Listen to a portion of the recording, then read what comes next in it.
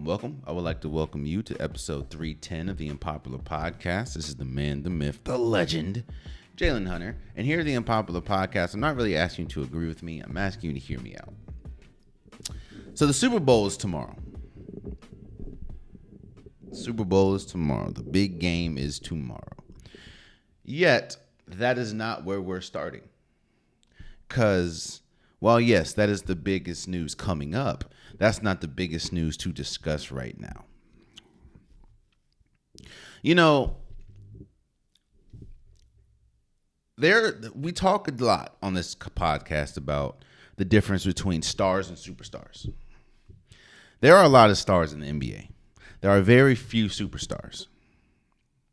And you can just tell a superstar. Like, you know, Giannis Antetokounmpo is a superstar. You know, Steph Curry is a superstar. You know, LeBron James is a superstar. It's clear that they're superstars. Kevin Durant is also a superstar. And with the trade deadline coming and going now, this was probably one of the most active trade deadlines we've seen in years, and that is because it started with Kevin Durant. Now, there are some players that if they move cities, if they move teams, it doesn't make much of a dent. And that's no offense to them, but I don't know, I'm not going to say no names, but there are just some players that they could move, and while yes, it's important to the team, it doesn't make shockwaves. It doesn't reverberate throughout the entire league. But when a superstar changes teams, everything changes. For instance, now of course this is a long, drawn out tease, I think you can say, but I'm getting somewhere. You remember in 2010? When LeBron James had the decision and everything, and how that changed the landscape of the NBA at that point? Or we can even look a little further when Kevin Garnett and Ray Allen decided to go to Boston. Or if you want to talk about Kevin Durant, which we are talking about, when Kevin Durant decided to go to Golden State. You see, big moves like that don't just affect two teams. They just don't affect the team that the player was on and the team that they're leaving. No, it affects the league. And of course it starts, and where we're getting to is Kevin Durant was traded at the trade deadline to the Phoenix Suns. Now, this is a loaded topic, and I'm going to this might be a longer episode because I need to effectively break down how this changes the league and how this, think of it like a puddle, like when you drop water in the weight, like this is going to change the landscape of the league. You see, of course, when you look on paper or when you look at the surface, Kevin Durant leaves one team, the Brooklyn Nets, and he goes to the Phoenix Suns. Now, when you look at the Phoenix Suns, you still have Devin Booker. You still have Chris Paul. They didn't have to give up DeAndre Ayton. You still have Torrey Craig. So you have a team that on paper should be the best team, not only in the West, but in the league. Because, I mean, you have a star/superstar in Devin Booker. You have a superstar in KD. You still have a great point guard and an all-time point guard and a future Hall of Fame. Hell, you have 3 future Hall of Famers pretty much on one team. This changes the way that we look at the Phoenix Suns now. The Phoenix Suns, we were thinking this entire year, their window was pretty much closed. We know what happened with DeAndre Ayton and Monty Williams, and how their relationship has kind of been sour for a minute. We also were talking about how DeAndre Ayton pretty much needs to leave the team because his energy is kind of affecting the morale of the team. But now when you look at this Phoenix Suns and you have Kevin Durant, you have a seismic player like this, that just is like, Now that you go from window might be closing to championship or bust. If the Phoenix Suns do not win the championship, at least this year, it is a massive failure. Now, not saying they can't win moving forward, but Chris Paul will be getting older. You don't know what's going to happen with DeAndre Ayton. This is the year. That's one thing that a superstar does for you. The outlook of your team changes drastically. Hell, you can put Kevin Durant on the Wizards, and their trajectory looks completely different. Not saying that they would be championship or bust, but you pair a Kevin Durant with a Bradley Beal, with a Kyle Kuzma, like that should get you at least a solid playoff run. So you pair Kevin Durant with Chris Paul and Devin Booker and DeAndre Ayton and the pieces that they have, it has to be a championship or bust. Now, I will say this.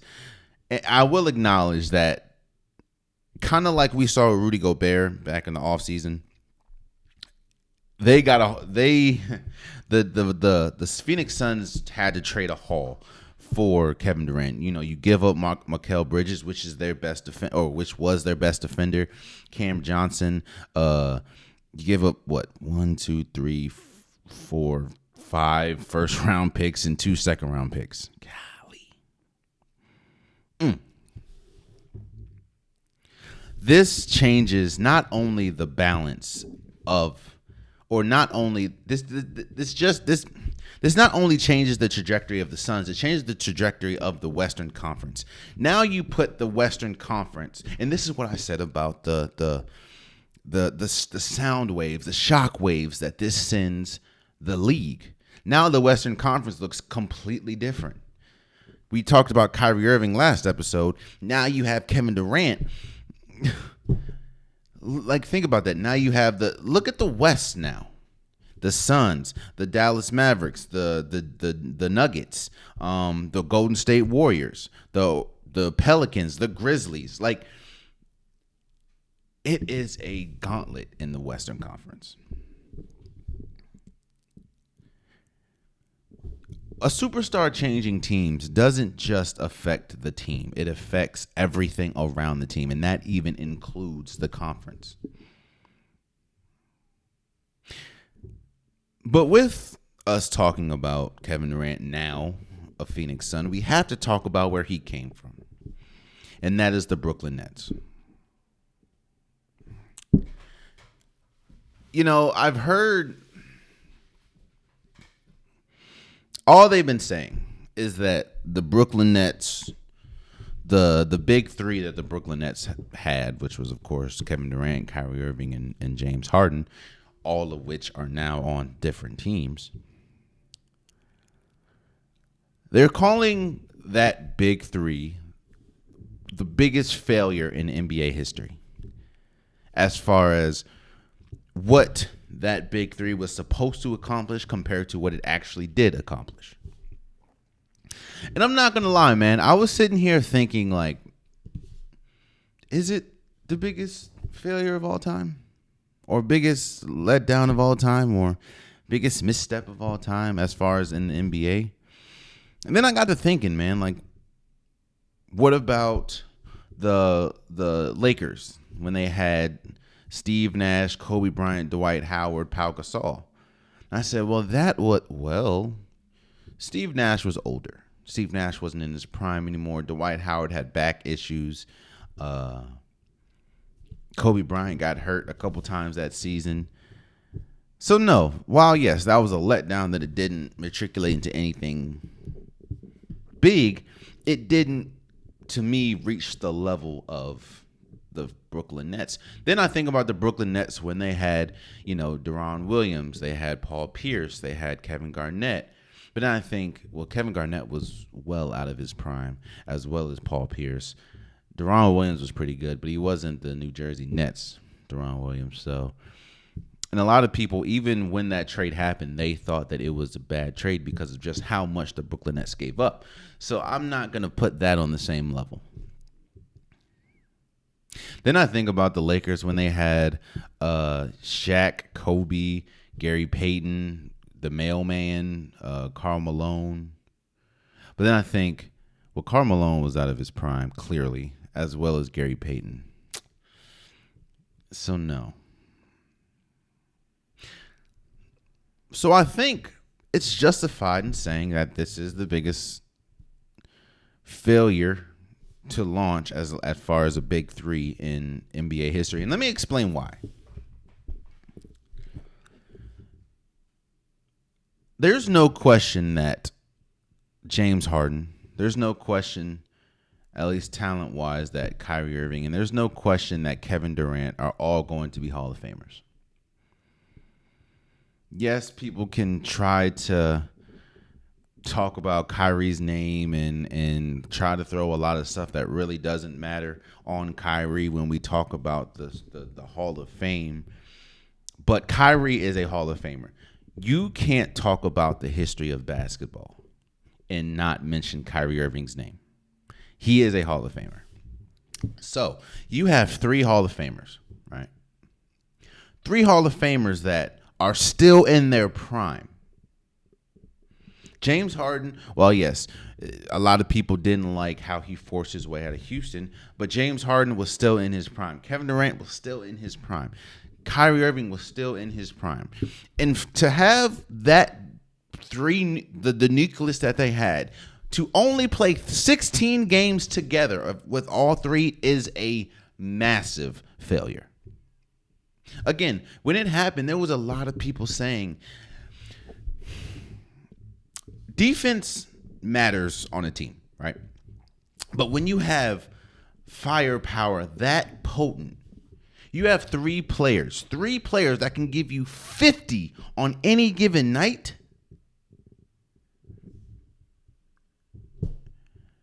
I mean, and another reason why a lot of people, including myself now, because I'm leaning more on it is the biggest failure of all time, is because with the talent that is James Harden, Kyrie Irving, and Kevin Durant, I would understand if they went to 1 or 2 NBA finals and lost. They only won 1 playoff series. 1 together. Now, you can look at the injuries. You can look at the KD injuries. You can look at everything that's surrounding Kyrie Irving. You can look at the fact of, James Harden even had injuries to his hamstring in the playoffs. But the core of a Kevin Durant, Kyrie Irving, and James Harden team only won 1 playoff series.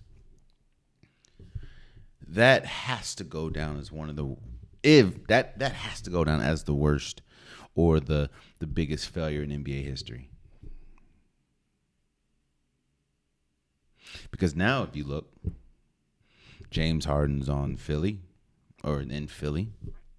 Kyrie Irving is in Dallas, and now Kevin Durant is on the Suns. And think about that, man. I just talked about Kyrie Irving and said that you can't tell or you can't discuss the history of basketball and not talk about Kyrie Irving. You can talk about the history of basketball and completely not mention this quote unquote era that the Brooklyn Nets had. Because it accounted to nothing. Nothing at all. And don't get me wrong, man. Kevin Durant will go down, in my opinion, as one of the greatest basketball players of all time.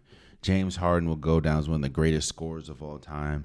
Kyrie Irving, in my opinion, will go down as the greatest ball handler of all time and one of the greatest finishers below the rim. But when we talk about what they accomplished as a team, by the way, that they constructed. That's another thing that's so bad about the situation, or that was bad about that, or that's such a letdown. They constructed it. This could have been one of the first teams that the players had the majority of say as to what happens. Now, yes, you can talk about Golden State, but at the end of the day, we know Bob Myers. We know, while yes, the players are the pretty much very important in their opinion, because you have a Steph Curry, you have a Clay, Dre, and all that. The players, I don't want to say, the players were in Brooklyn. KD, Kyrie, they were the ones that were orchestrating majority of everything. And if that would have worked, that could have changed the way that the NBA is run and the NBA does its due diligence, I guess you can say. And it could show just how important players' input is, because hell, the players pretty much got, Kyrie orchestrated him and Kevin Durant coming to the team. They also orchestrated James Harden coming. And if that would have matriculated into a championship or more winning, then that could have changed the way that negotiations work. But it didn't.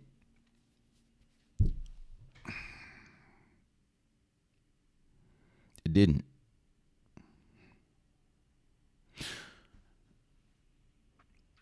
And let me talk about the Brooklyn Nets for a second.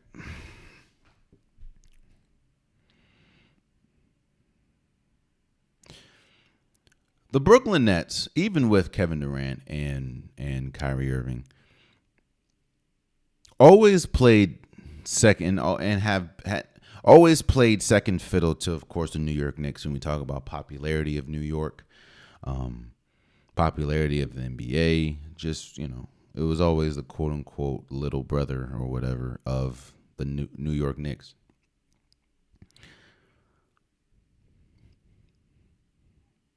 And I talked about this before on an episode.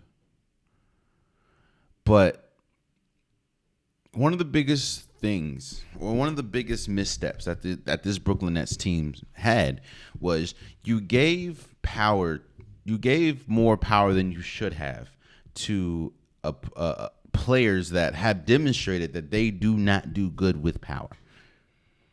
Hell, Kevin Durant has come out and said that he does not want to be the leader. He just wants to hoop. And Kyrie Irving has a track record, whether we talk about Cleveland before LeBron, whether we talk about Cleveland after the championship, whether we talk about the whole Boston situation. Kyrie has shown that he probably isn't the best when we talk about having power. And you gave them the most power.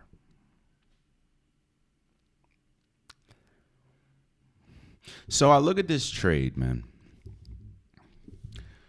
You give up Kevin Durant, you give up TJ Warren, you get Mikal Bridges, you get Cam Johnson, Juan Paulo, whatever his name is. Apologize for messing you up, and all those draft picks. Essentially sending your team into an instant rebuild. Now, it'll be different if you got a star for a star, right? But you didn't. You got Mikal Bridges is a good piece, but he's not a star. Cam Johnson's a good shooter, even though he struggled this year, but he's not a star. Oh, and don't get me started on the Ben Simmons situation. So you get all this, and you had Kevin Durant. You had Kyrie. You had James Harden. You have Ben Simmons. But what has that? What do you have to show for it? Nothing.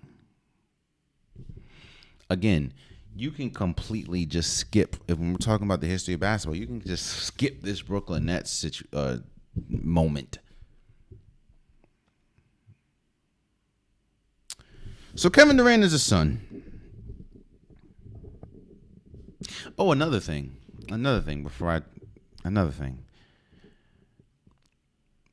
Joe Tsai, who has ties, of course, to the San Antonio Spurs and the success that the Spurs had, You can't tell me that he, who has shown to be a decent GM, you can't tell me, or owner, you can't tell me that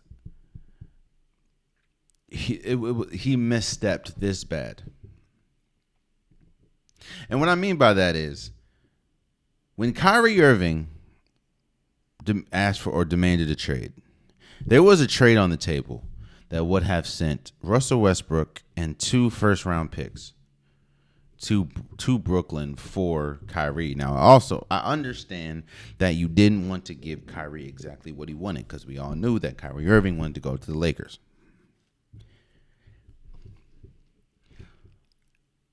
But I have to think that they had no indication that Kevin Durant was expecting to leave. And I say that because if you're losing 2 stars, you want to put yourself in the best position moving forward. Now, yes, you're going to be bad now, especially when we talk about rebuild. But when you lose 2 stars, you are going into an instant rebuild. When you lose a Kevin Durant, when you lose a Kyrie Irving, you are going into a rebuild. So while you don't have to keep Russell Westbrook, you have the Lakers 2 first-round picks in like this year and like in 2 years, plus all the stuff that you got from the Phoenix Suns for Kevin Durant. So in my head, there's no way that in fact, the move that you made to get Kyrie Irving and you get Spencer Dinwiddie, Dorian Finney-Smith, those are a win-now move. And they even came out and said that we are going to build around KD just to move him 2-3 days later. There's no way that you could misstep that bad and know about it. So that I'm saying, I think that I have to shoot them bail. Because even and I'm, of course, nobody in this sense, even I know that if you're going to trade Kevin Durant, the best option you should have done when you had Kyrie was to trade him to the Lakers for Russell Westbrook in those 2 picks. So now, kind of like the Oklahoma City Thunder, you package yourself up with picks. So now you have a team, Spencer Dinwiddie, Dorian Finney-Smith, Mikal Bridges, Cam Johnson. You still have Cam Thomas. You still have Seth Curry. You still have Nick Claxton. That does nothing for you. Your team is not good enough to compete for anything, but your team's not bad enough to rebuild. So you're just in that middle section of nothingness. Yes, you have all those picks, but you could have had more. You could have first round picks. It just doesn't make sense. You either drastically misstepped, or you had no idea at the time that you're trading Kyrie that Kevin Durant wanted to leave, which it's kind of hard for me to believe that, because this is the same Kevin Durant that demanded a trade in the offseason before the season.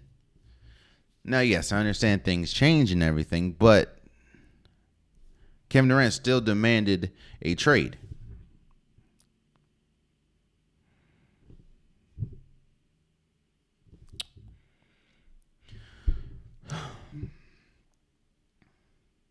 So again, Kevin Durant is a son, and I think that this makes the Suns, at least, it has to make them the favorite. The West is already wide open. I'm not going to go as far as say favorite in the NBA Finals. I'm just going to say a favorite in the West.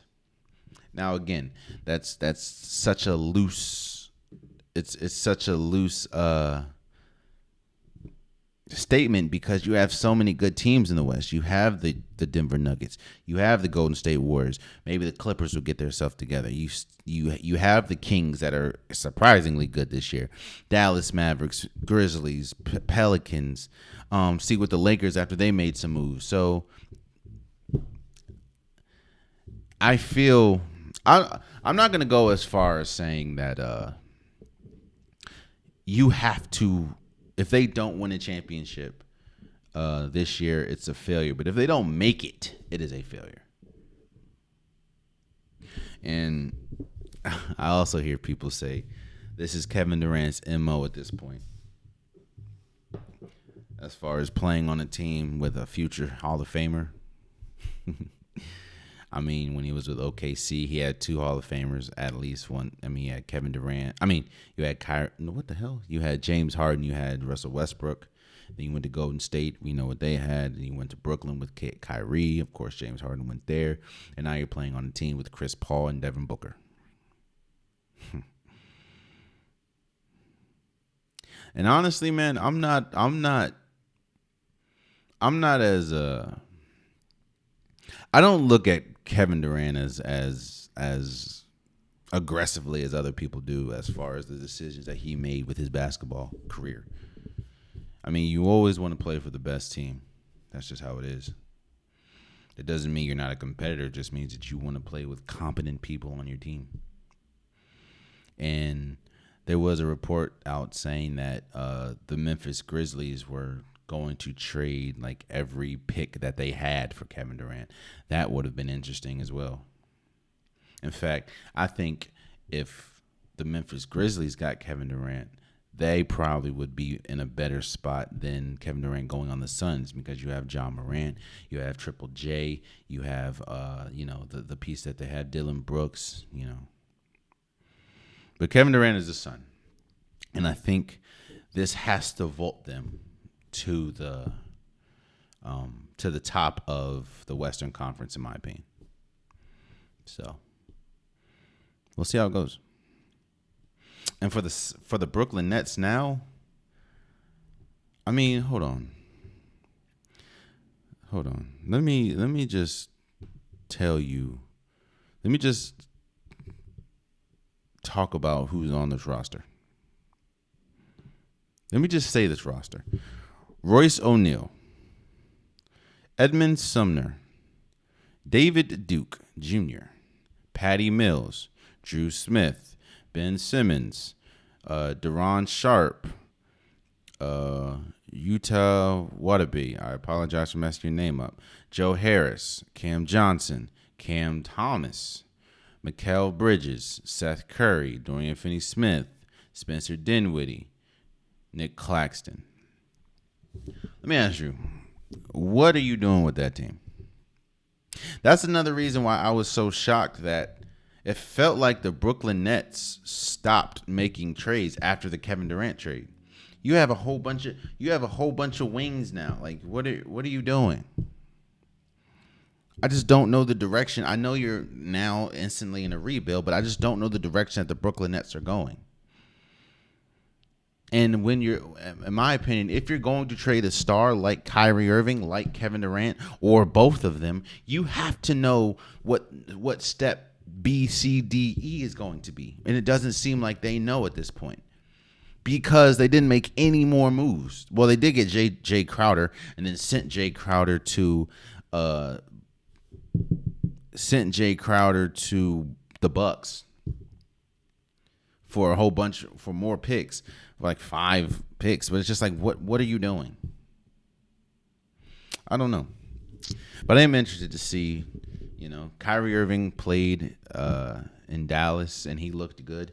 Now, granted, Luka Doncic didn't play. Now, I'm not saying that they're not going to look good, but it's going to be an adjustment. How much Kyrie Irving thrives with the ball in his hand, how Luka Doncic thrives with the ball in their hand, that's going to be interesting. And I'm interested to see what Kevin Durant looks like on the Suns. I have no problem. I think Kevin Durant will fit. Kevin Durant is one of those players that fits in anywhere. That's just how good he is. Kevin Durant is great. I mean, let's be real. It's Kevin Durant.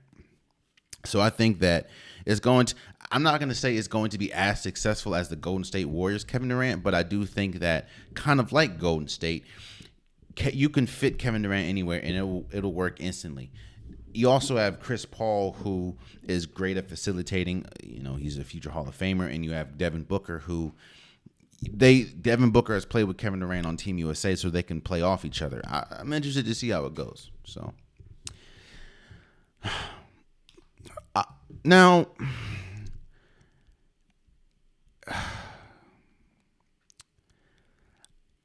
I understand. I talk about fit a lot on this show, and especially when we talk about basketball, football, any sport. Fit matters. That has been a title of an episode. Fit matters, and I understand. Sometimes players don't fit on teams. Sometimes players, they can be really good players, they just don't fit on a team. It was very clear when Russell Westbrook went to the Lakers. Everyone, I guess, except the Lakers, knew that Russell Westbrook did not fit on that team with LeBron James, with Anthony Davis. Maybe if LeBron James was not on the team, maybe. But because he was on the team, Russell Westbrook just didn't fit. Kind of like how we're kind of waiting to see with the Kyrie Irving, Luka Doncic. Russell Westbrook thrives with the ball in his hand. He's not a good shooter. Some of his decision making is questionable, so we knew it just wasn't going to fit when it came to playing alongside LeBron James. And like I said, this was a very eventful trade deadline. So the Lakers traded Russell Westbrook. It was a 3-team deal. The Lakers got D'Angelo Russell from Minnesota. They got Malik Beasley, and they got Jared Vanderbilt from Utah. The Timberwolves got Mike Conley. They got Nickeil Alexander-Walker and a whole bunch of 3 draft picks. And the Jazz got Russell Westbrook, Juan Toscano Anderson, Damian Lee, and a first-round pick. I'm not here to discuss the trade as much as I'm here to talk about, or I'm here to shine light on what happened after. We've heard rumblings about, just the fit of Russell Westbrook not fitting with the Lakers. But one thing that we never heard it with OKC. We never heard it in Houston. We never heard it in Washington. Is Russell Westbrook's character be challenged?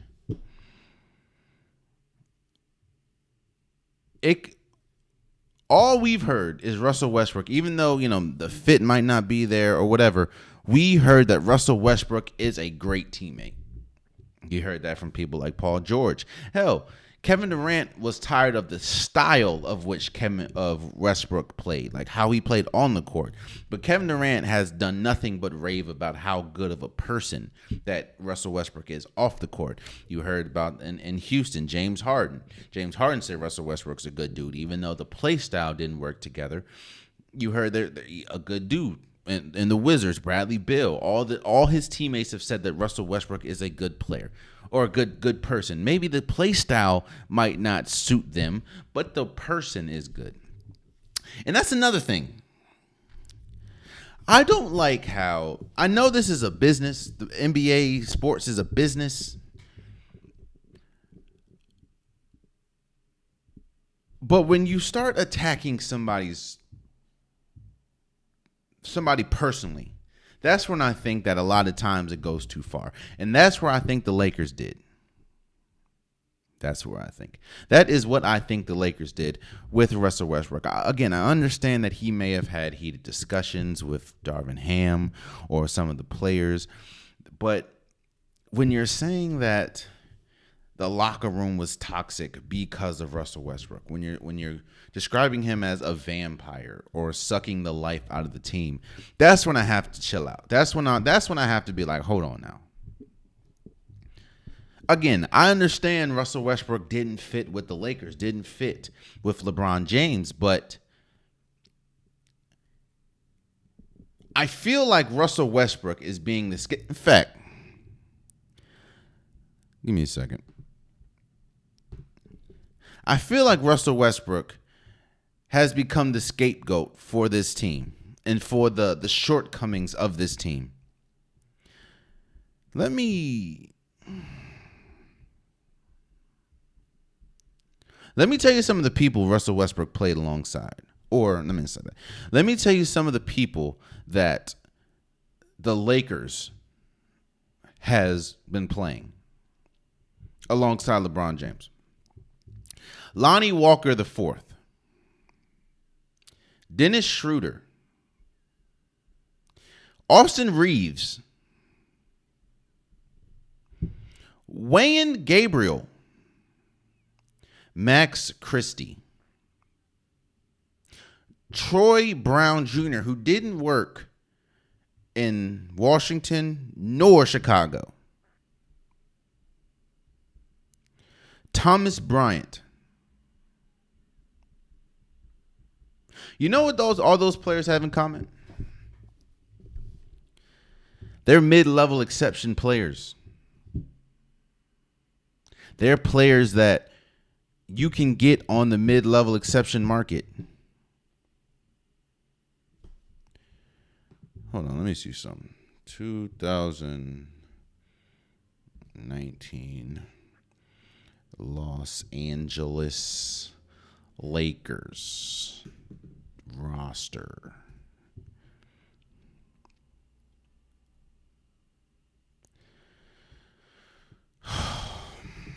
What I'm doing is I'm trying to shine light on something. When Russell Westbrook came on the team in 2021. Let me tell you some of the names that are on this team. Damn. What? In fact, no. Let me tell you some of the names that are on this team before Russell Westbrook got there. Contavious Caldwell-Pope, who, by the way, is playing really well in Denver. Alex Caruso, who, by the way, is playing really well in Chicago. Quinn Cook, who, by the way, is playing really well overseas somewhere. Andre Drummond.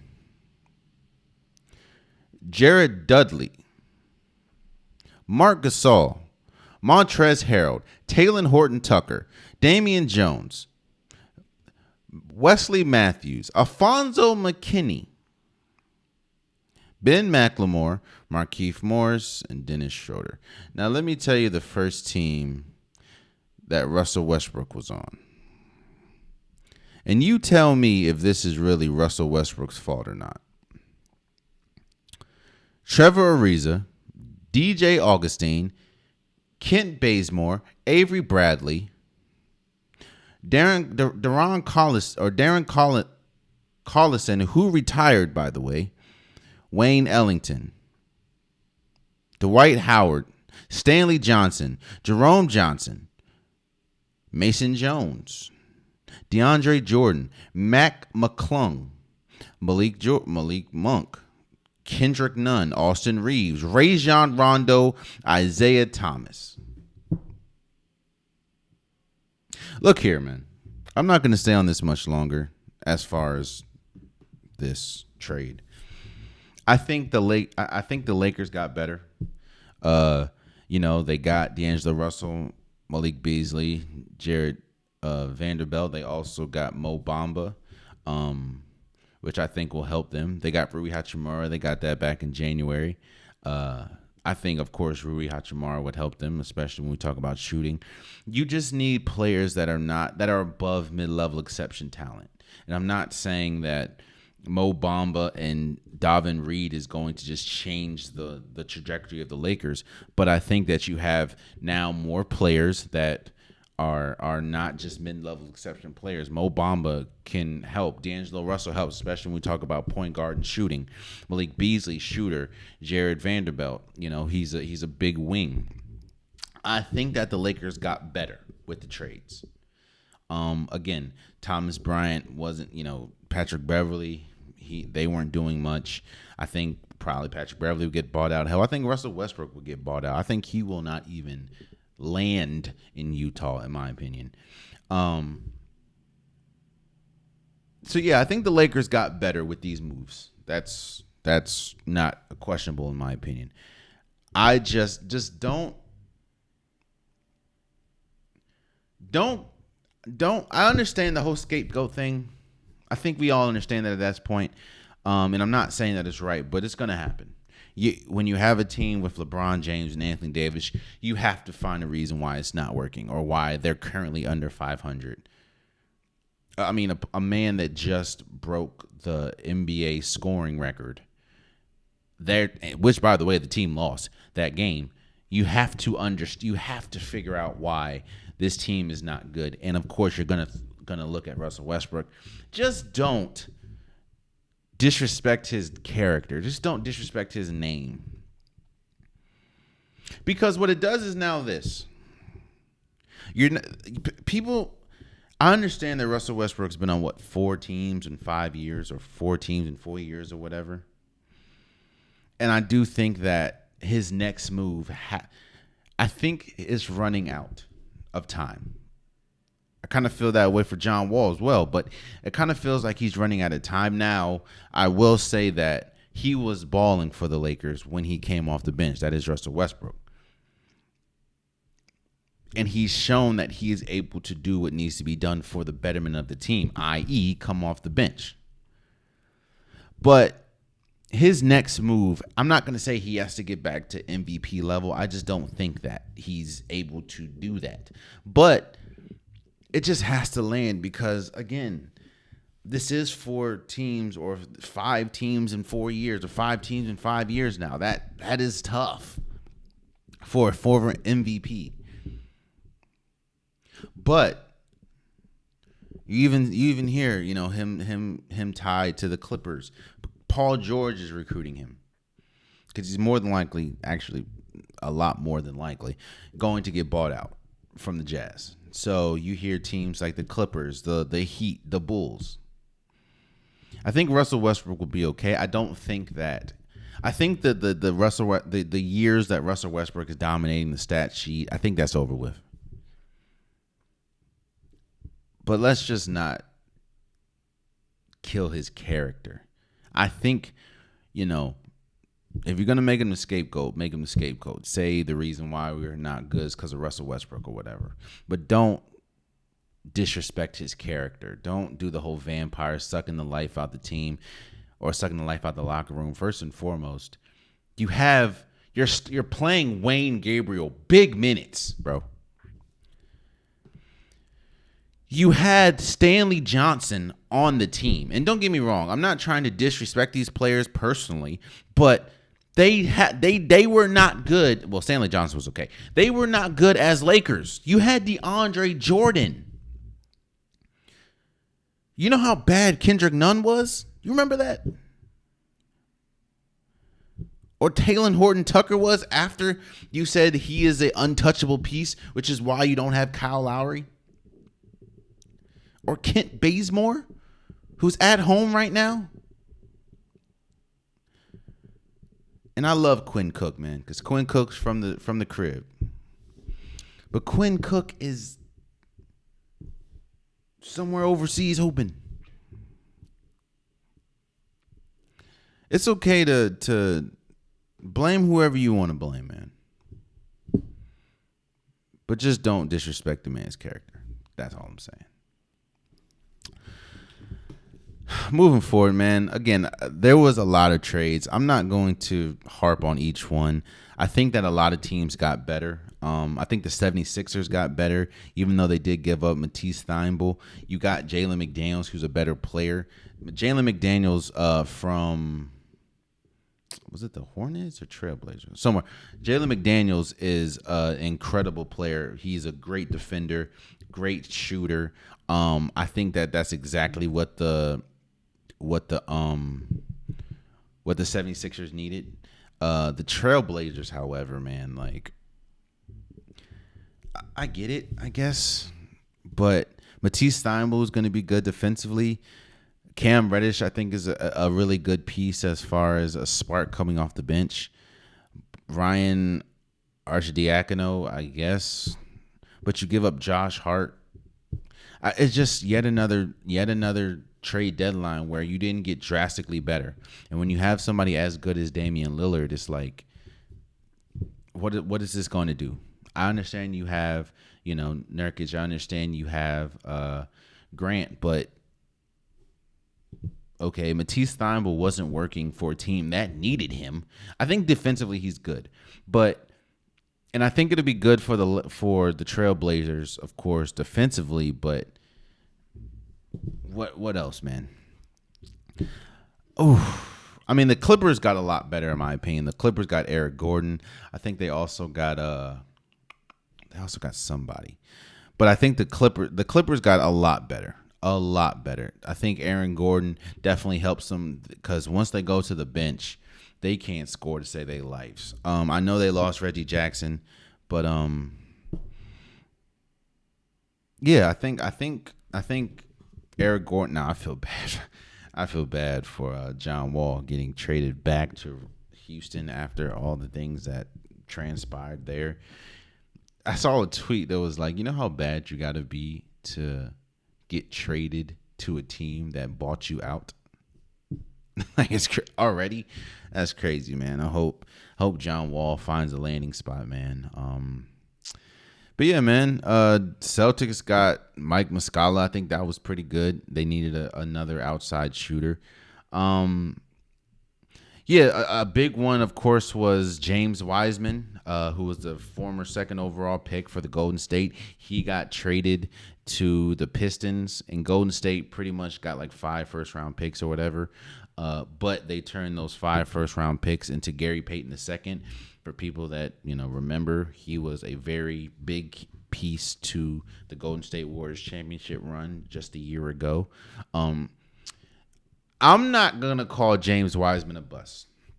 I'm not going to do that. What I am going to say is, and it goes back to, again, a theme that's on this episode, or a thing that's that this show, I guess, relies on, is fit matters.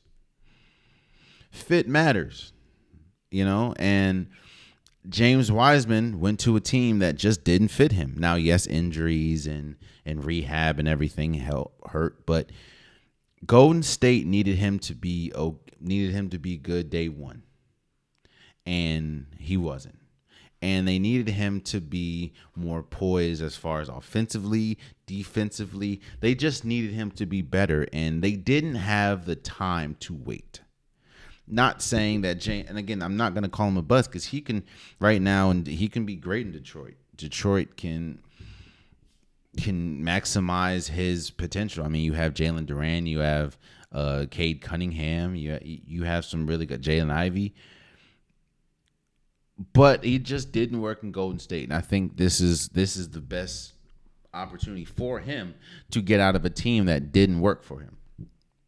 And Golden State gets back a Gary Payton II, which they struggle mightily defensively as far as at the guard position. I wish they could have got a bigger wing and maybe a big. Now, we do see that Serge Ibaka is going to get bought out. Maybe Serge Ibaka now, I think if Serge Ibaka goes to Golden State, that's huge. Serge Ibaka is big.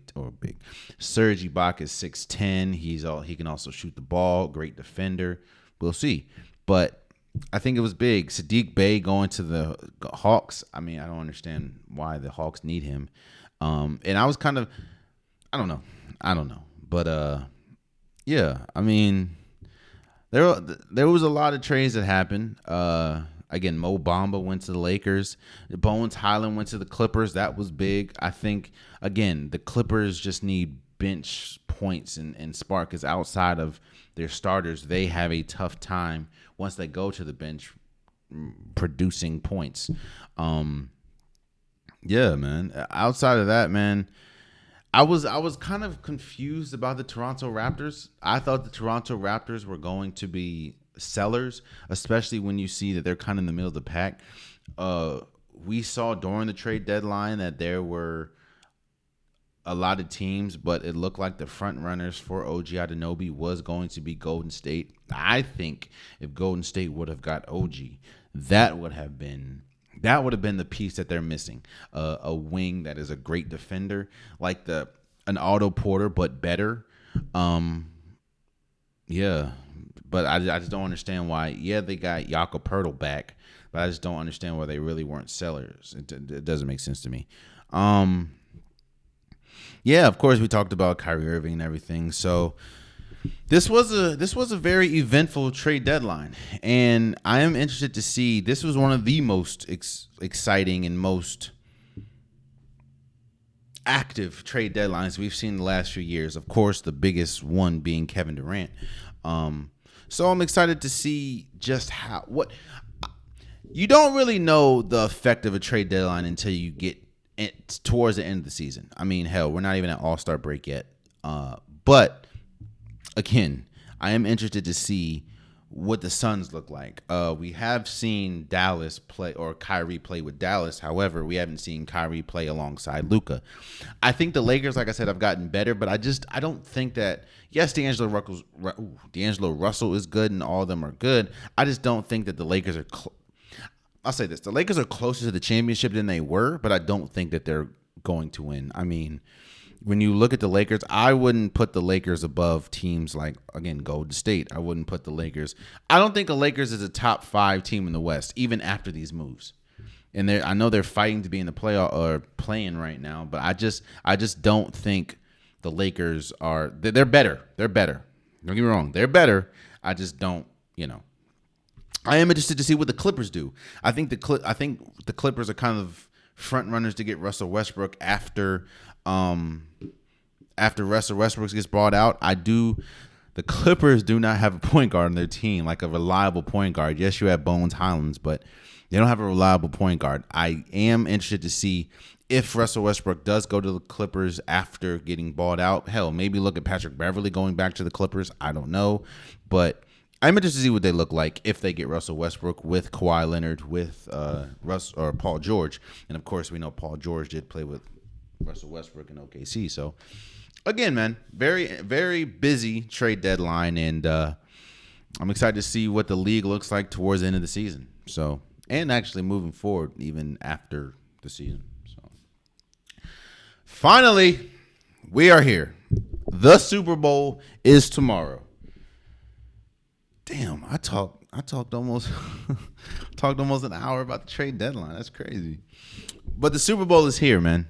To me, these have the Philadelphia Eagles and the Kansas City Chiefs have been the best 2 teams in the league this entire year. Usually, you don't get that in the Super Bowl. You usually don't get the 2 teams that should be there. Like, for instance, and congratulations to everyone that has been in the Super Bowl. But last year, you didn't really expect the Cincinnati Bengals to make it to the Super Bowl. Yes, they deserve to be there, but they weren't the best team the entire year. But when you look this year, of course, the Eagles and their dominance throughout the East or the NFC, and now of course you have the Kansas City Chiefs, which by the way, a lot of people thought that they were going to fall off a cliff after losing Tyreek Hill. They have, I mean, hell, I think they both finished the season 16-3 or something like that. Let me talk about the Eagles first. And I'll talk about how they can win. The Eagles' defense has been the best defense in the league this year consistently by far. I think they recorded like the 3rd most sacks in a season in NFL history. When you have a player as fast as Hassan Reddick, when you have incredible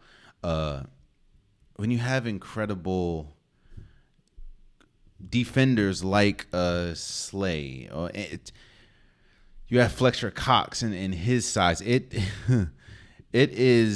going to the Eagles. The Eagles are good, man. Now I know that's like a duh, but the Eagles are tough. And then of course the offensive line, when you have Jordan Davis, when you have Lane Johnson, who is a future Hall of Famer, when you have Jason Kelsey, who arguably is the greatest center in NFL history.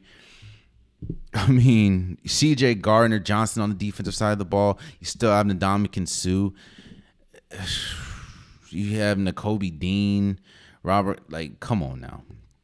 When we talk about teams, this is the best team on paper.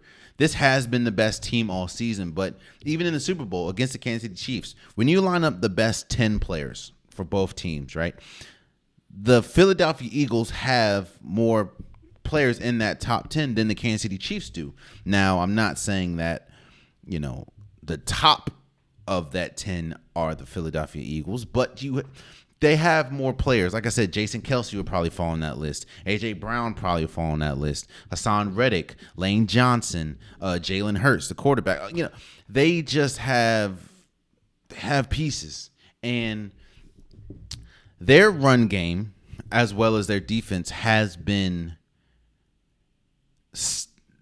solid to damn near Hall of Fame worthy this entire year. Nick Sirianni, which again I was drastically wrong about when he came in with that awkward press conference, and I just didn't think it was going to work even after the first year. I was also wrong about Jalen Hurts. Again, they talk about Jalen Hurts comes from greatness. I remember Jalen Hurts getting benched in the national championship, not because he was injured, because he wasn't playing well. I remember he was really good in Oklahoma. But he just didn't matriculate, like they didn't win anything. And I also remember what Jalen Hurts looked like his first year or two in the NFL. So I had a warped opinion on what Jalen Hurts was, and he has exceeded and just shattered everything that I thought he was this year. He's been incredible. I mean, he finished second in MVP, but how can the Philadelphia Eagles win?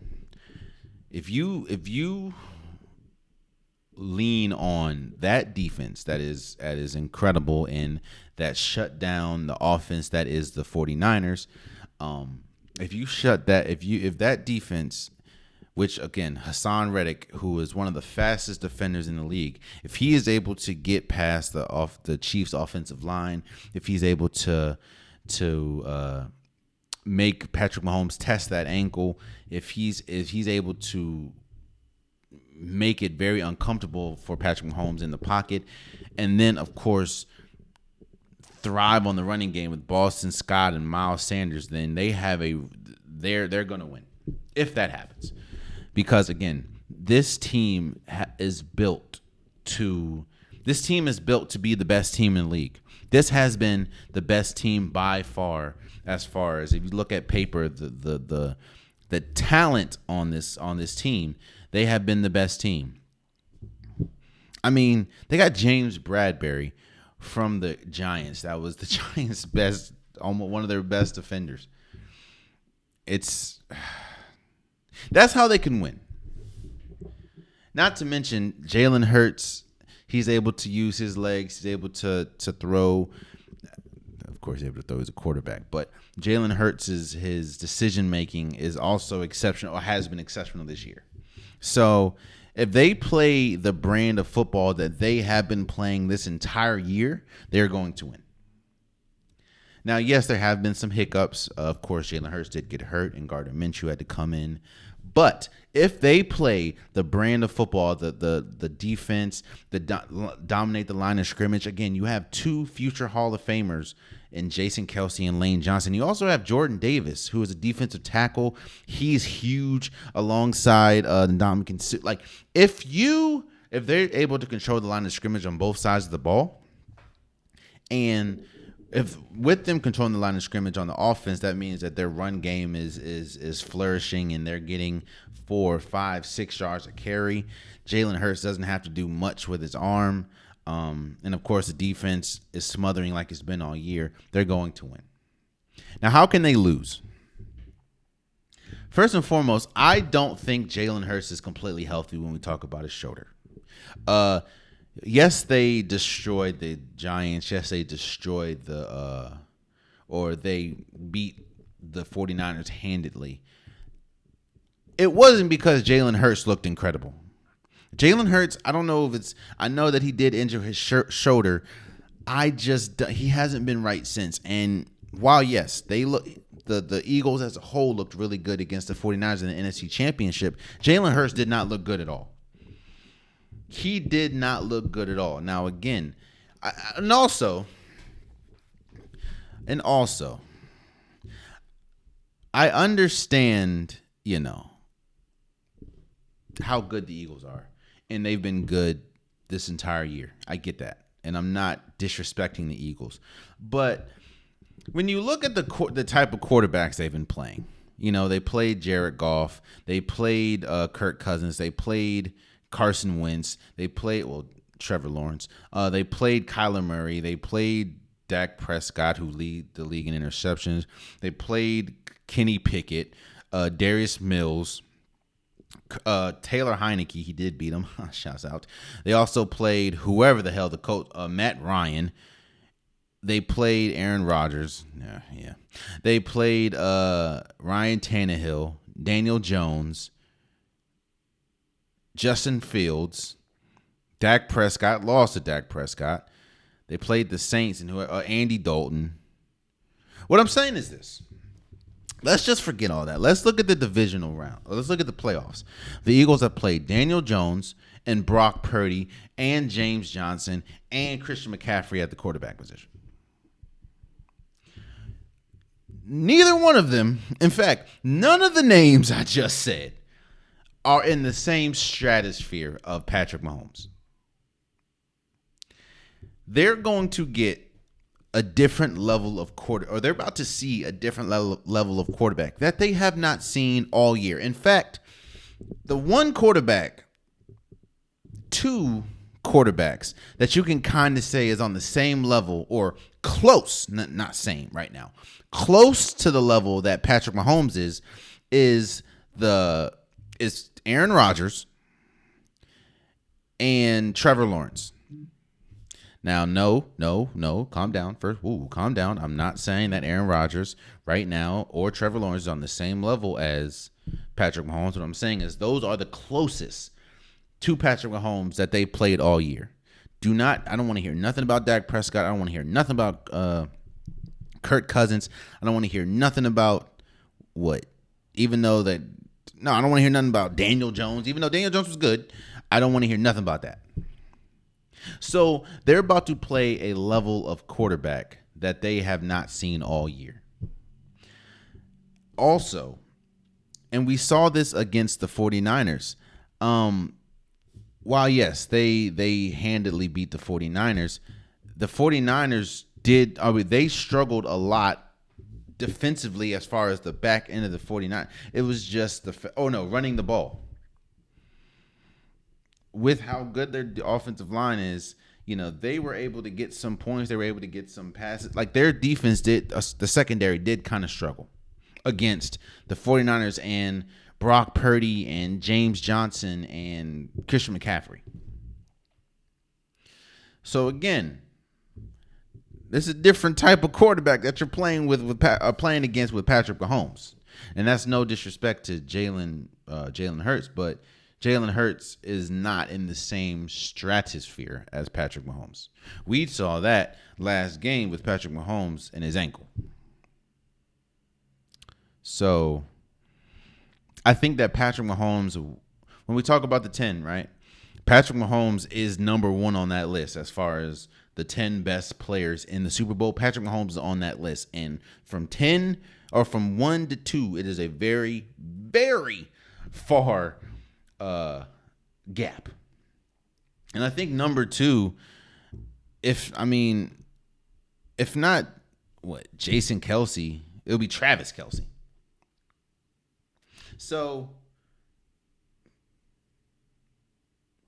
the Eagles, if their defense plays like it's played all year, and they control the line of scrimmage, which they have a good chance of doing because they have Hall of Famers littered throughout, or future Hall of Famers littered throughout this entire team, they can win.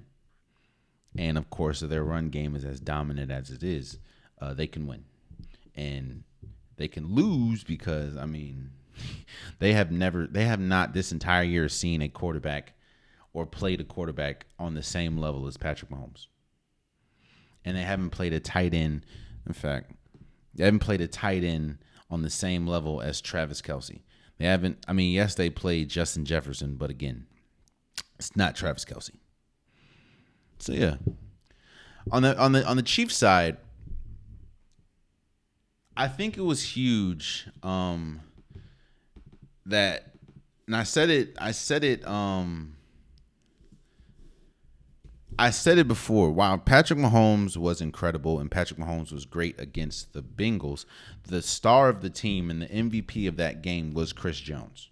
Chris Jones recording his first 2 sacks of his career, of his postseason career.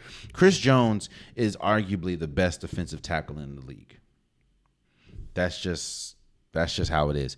And he dominated that game, and he really put his imprint on the game against the Chiefs. Against the Bengals. So how can the Chiefs win this game?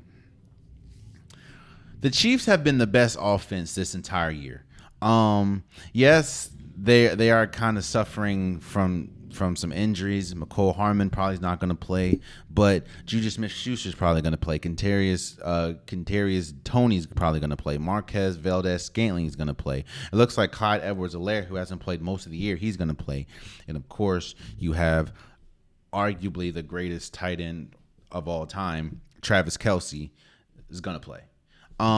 This offense has been explosive, and while yes, Kadarius Toney, Juju Smith-Schuster, Marquez Valdez-Scantling, they're not number ones anywhere else. But when you're playing with a quarterback like Patrick Mahomes, Patrick Mahomes struggled to connect with Marquez Valdez-Scantling this entire year. Last game, he had the game of his life. So I just think, Isaiah Pacheco, the running back wide receiver, or the running back, the rookie running back, he's been great.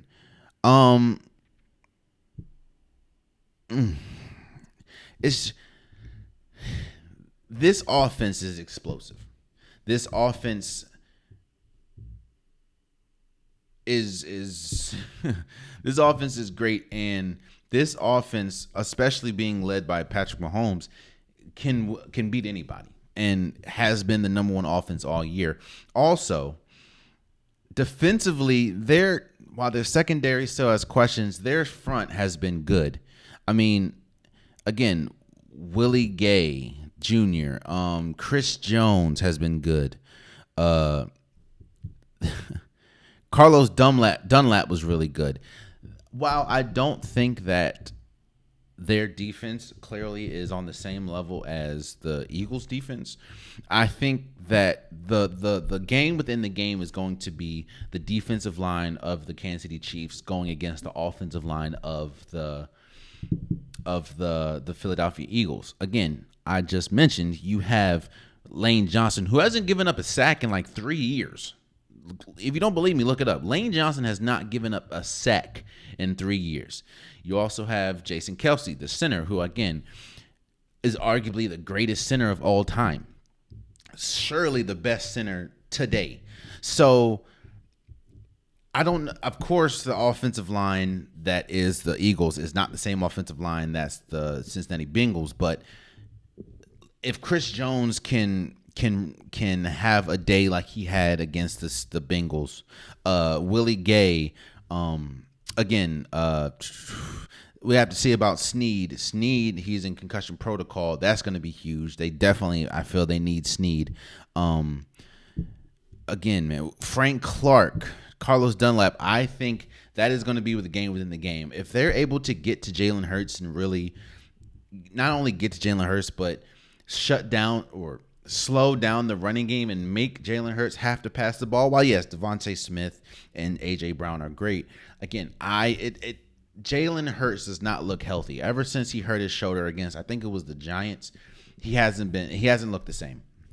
So I think if the Kansas City Chiefs can dominate or can win or at least keep up with the offensive line that is the Eagles, they have a really good chance of winning. Because the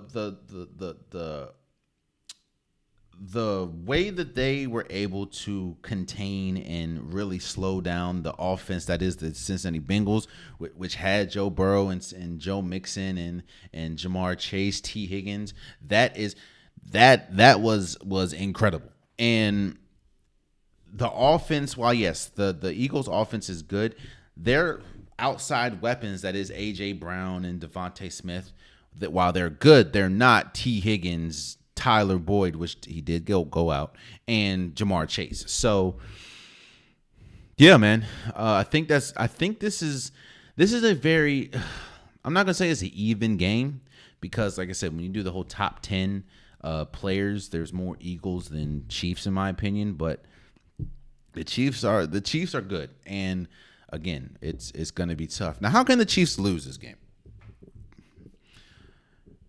I think when you go to the Super Bowl, you have to be healthy. No, not have to. Usually the healthiest team makes it, and the healthiest team usually prevails. And again, I understand that he looked good against the Cincinnati Bengals, but this Philadelphia Eagles defense is different. And I still am not sure how Patrick Mahomes is on that high ankle sprain. Again, he did prove a lot to me against the Bengals, but the Bengals defense, which is good, is not on the same level as the Eagles defense. Also, there is a lot of rookies playing. A lot of rookies. And playing important positions too. I mean, Isaiah Pacheco, who's pretty much their starting running back, Sky Moore, Trent McDuffie, like they have rookies playing at very important positions. And they also have players playing in important positions that, like Juju Smith-Schuster's not a number one receiver. Marquez Valdez-Scantling's not a number one receiver. Kadarius Toney's not a number.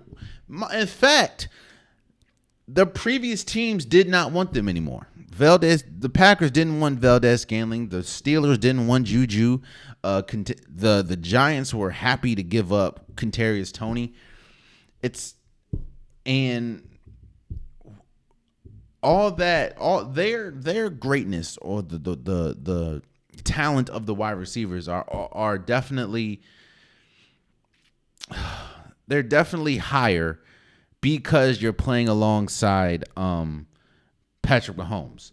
But how does that look when, of course, Patrick Mahomes is what happens if they slow down Patrick Mahomes is what I'm saying. So we'll see. What is my prediction? Who do I have winning the Super Bowl? To me, this is a head versus heart situation because my heart is going with the Kansas City Chiefs. I mean, you're going with Patrick Mahomes. We know how great Patrick Mahomes is. You have Travis Kelce. They have been the number one offense all year. That's my heart. And of course, you're talking about a team that's been there before. While yes, there have been players like Lane Johnson and Ndamukong Suh and Jason Kelce who have all been and won a Super Bowl. Some of the most, Jalen Hurts has never been to a Super Bowl. So A.J. Brown, Devontae Smith, they've never been to a Super Bowl. So Darius Slay, he did win actually, yeah.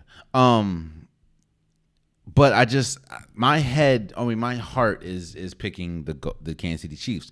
My head is picking the Eagles. I mean, they're the best. They're the better team. That's not really debatable at this point.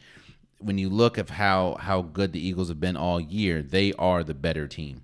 And you look at how many players. I mean, I didn't even mention Dallas Goedert. I didn't even mention, players like Brandon Graham. I didn't even mention players like Zach Pascal. It's this is a team. Josh Sweat, like this, they are the better team. And it's, to me, I'm not gonna say it's not even close, but they are the better team. Oh,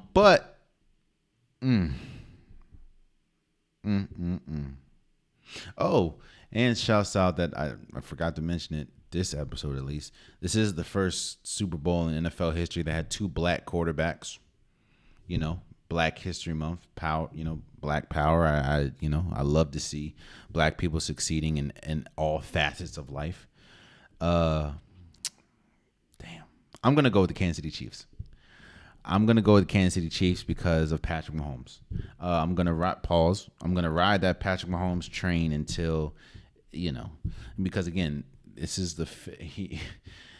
his second or third Super Bowl he's been to. Third, meaning he's been there he knows what it is. And This could be his second Super Bowl win, and I think Travis Kelce's been in multiple Super Bowls.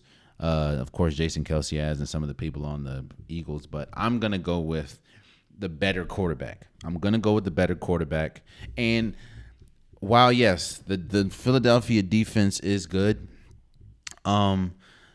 you still have Orlando Brown Jr., who is one of the best offensive linemen in the league. You still have was it Joe Tooney? Right? Joe Tooney, who is also another great, I think also one of the best offensive linemen in the league as well. Yeah. I'm I think this is going to be a really good game. Don't get me wrong. I think this is going to be a great game. I am going to go with the Kansas City Chiefs though. So and I'm going to go Kansas City Chiefs 31 to 24. 31 to 24 Kansas City Chiefs. So